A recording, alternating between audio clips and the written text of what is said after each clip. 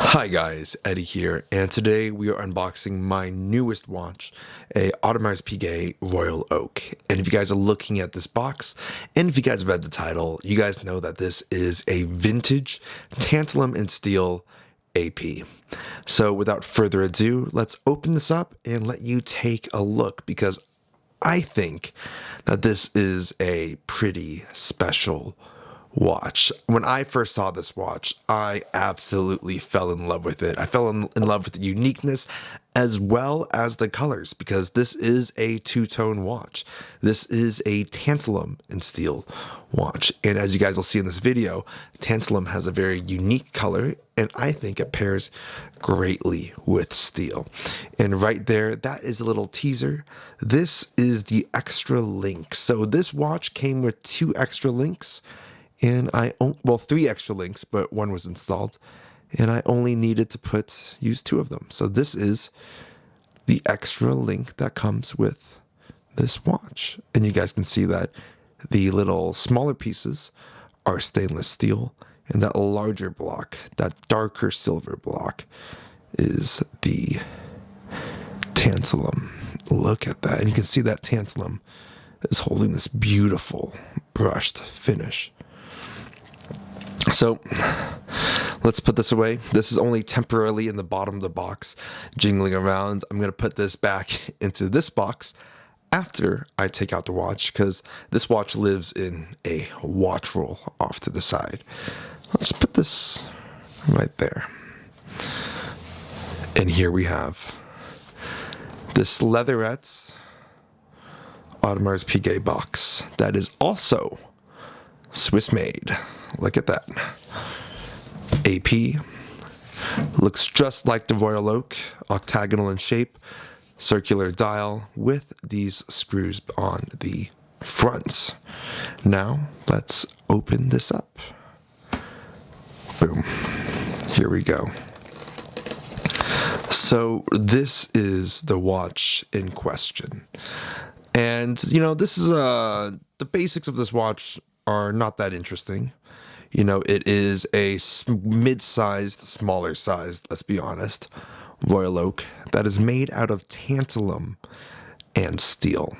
And I don't know how well the camera is picking this up, but the case and the larger part of the bracelets is tantalum, while the bezel, as well as these tiny bits on the bracelets, are steel.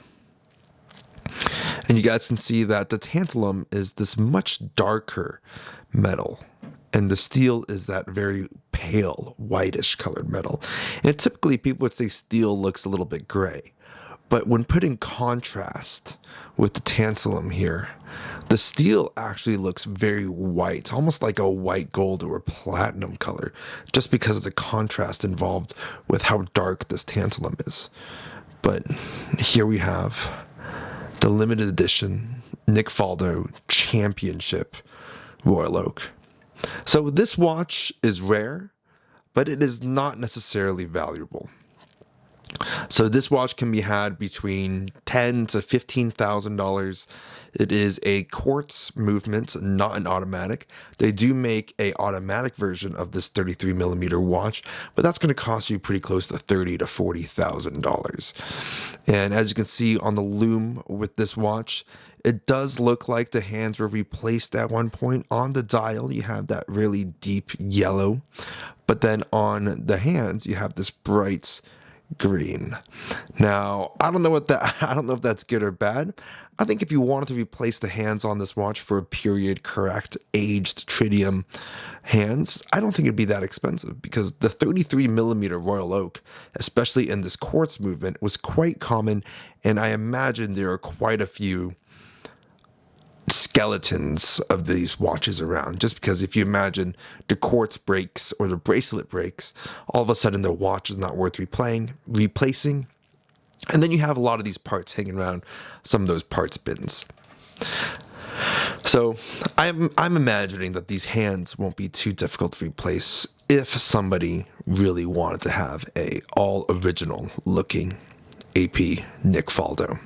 So What do I mean by Nick Faldo? What do I mean by championship?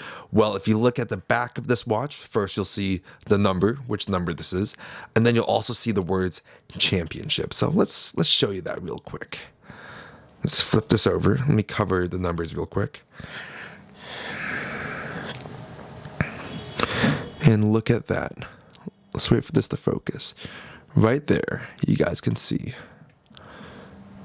Royal Oak Championship, which I thought was pretty cool. I thought that is pretty cool that it said championship on there. And this is also a numbered watch, so it says which number this is. Unfortunately, it's not one of the lower numbers. This is in the 900s, but it is still a very cool watch. And what I really like about this generation of Royal Oak, well, I don't like the size, but I do love how this watch does not feature a case back. So this entire watch, the entire movement, is front loaded into this watch, and that's what enables it to be so incredibly thin. I mean, when you look at this watch, the case is essentially as thin as the bracelets. And now let's show you this back right here. Get this nice little macro view. Still trying to cover up my numbers here.